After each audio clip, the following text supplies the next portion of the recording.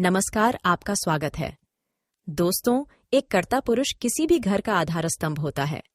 वह दिन रात अनेक कष्ट सहकर अपने परिवार की सुख सुविधा के लिए जी जान एक कर देता है।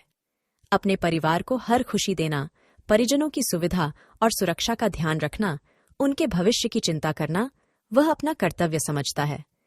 माँ बाप की सेवा करने में वह पत्नी और बच्चों की इच्छा पूर्ति करने के लिए हमेशा तत्पर रहता है। तो सबके लिए इतना विचार करने वाले, परिजनों के लिए कष्ट उठाने वाले उस पुरुष का मान सम्मान भी जरूर होना चाहिए। उसका भी ध्यान रखा ही जाना चाहिए। जब एक पुरुष बालक होता है तब तक उसका ध्यान रखने की जिम्मेदारी उसकी माता की होती है, लेकिन जब वह बड़ा होता है और उसका विवाह हो जाता है तो उसका ध्यान रखना उसकी पत्नी का कर्तव्य हो जाता है। और एक पत्नी को अपने पति की हर सुख सुविधा का ध्यान अवश्य रखना चाहिए, क्योंकि पूरे परिवार की जिम्मेदारी का निर्वहन करने वाले अपने पति का ध्यान एक पत्नी से बढ़कर और कोई नहीं रख सकता है। पति के खाने, पीने, पहनने, ओढ़ने का ध्यान रखना और अन्य सभी जरूरतों को पूरा करने के साथ साथ और भी कई कर्तव्य है जो एक स्त्री को निभाने चाहिए। पत्नी का सबसे बड़ा कर्तव्य है उसका पतिव्रता होना।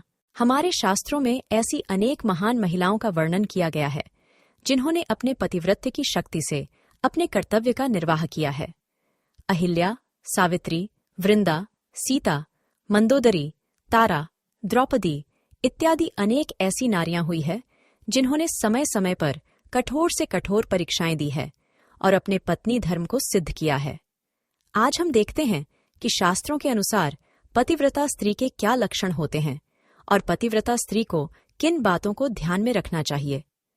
सबसे पहली बात, जिस प्रकार परिवार की आर्थिक जरूरतों को पूरा करने के लिए एक पुरुष अपना अधिकांश समय घर के बाहर ही गुजारता है, तो उसकी अनुपस्थिति में जो स्त्री अपने पति की छाया बनकर उसके परिवार को संभालती है, उनकी जरूरतों को पूरा करती है, अपने संस्कारों से घर को स्वर्ग बनाती है, घर की स्वच्छता और सुंदरता का ध्यान रखती है, वह स्त्री पतिव्रता स्त्री होती है।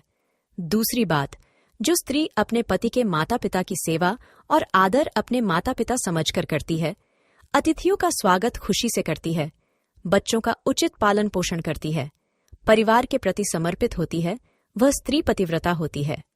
तीसरी बात, जो स्त्री अपने पति को माता की तरह निस्वार्थ स्नेह और ईश्वर की तरह अतुलित सम्मान देती है, वह स्त्री पतिव्रता होती है। चौथी बात, जो स्त्री संकट के समय अपने पति की सुरक्षा में ढाल बन जाती है, जो स्त्री अपने पति को एक कुशल मंत्री की तरह सलाह देती है, जो स्त्री अपने पति की मित्र बनकर उसका मार्गदर्शन करती है, जो स्त्री अपने पति का गुरु बनकर सही गलत का ज्ञान कराती है, जो स्त्री अपने पति को गलत आदतों से दूर रखती है और जो स्त्री अपने पति को शासक बनकर गलत रास्ते पर चलने से रोकती है, वह स्त्री पतिव्रता होती है।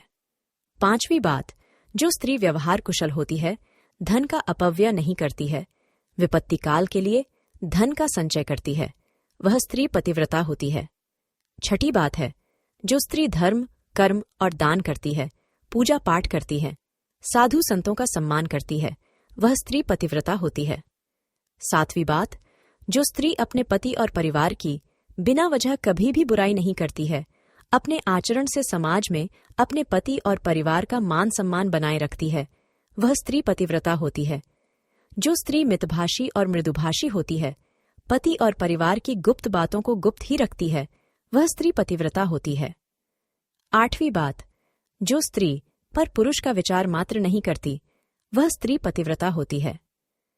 जिस स्त्री का अपने मन मस्तिष्क पर नियंत्रण होता है और वह गलत काम करने के पक्ष में नहीं होती है, वह स्त्री पतिव्रता होती है।